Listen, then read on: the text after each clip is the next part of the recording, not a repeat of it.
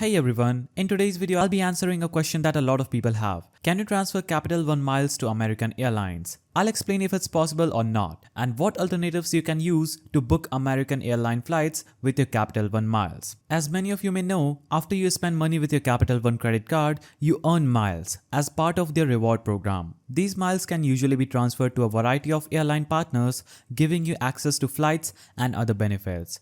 If you go to Capital One website or use their mobile application, navigate to the credit card section and to travel rewards page and check out their airline partners. You might notice something missing. American Airlines. I checked the most recent list of Capital One's travel partners and sure enough, American Airlines is not there. This means that as of today, it's impossible to transfer your Capital One miles directly to American Airlines. So does that mean there's no way to use your miles for American Airlines flight? Not exactly. While you can't transfer Capital One miles directly to American Airlines, there's a workaround. And here's how it works. You can transfer your Capital One miles to British Airways in the form of Avios. Since British Airways is a partner of American Airlines, you can use these Avios to book flights on American Airlines. Now before you get too excited, there's some important limitations too for this method.